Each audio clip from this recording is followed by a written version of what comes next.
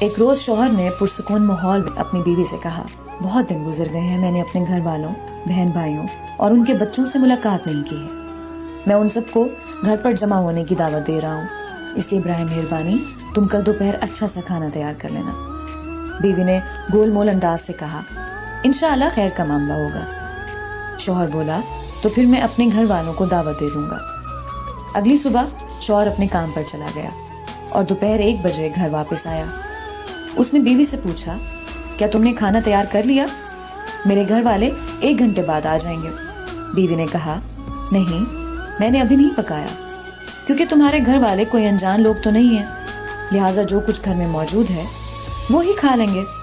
شوہر بولا، اللہ تم کو ہدایت دے، تم نے مجھے کل کیوں نہ بتایا کہ تم کھانا نہیں تیار کرو گی؟ وہ لوگ 1 گھنٹے بعد پہنچ جائیں گے، پھر میں کیا کروں گا؟ بیوی نے کہا، ان کو فون کر کے معذرت کر لو، اس میں ایسی کیا بات ہے؟ وہ لوگ غیر تھوڑی ہیں، آخر تمہارے اپنے گھر والے ہی تو ہیں۔ شوہر ناراض ہو کر غصے سے گھر سے باہر نکل گیا۔ کچھ دیر بعد دروازے پر دستک ہوئی۔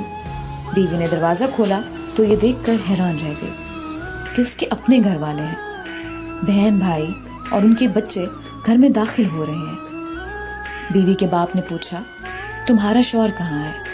وہ بولی، کچھ دیر پہلے ہی باہر نکلے ہیں۔ باپ نے بیٹی سے کہا، تمہارے شوہر نے گزشتہ روز فون پر ہمیں آج دوپہر کے کھانے کی دعوت دی، یہ کیسے ممکن ہے کہ وہ دعوت دیکھ کر خود گھر سے باہر چلا جائے؟ یہ بات سن کر بیوی پر تو گویا بجلی سے گر گئی۔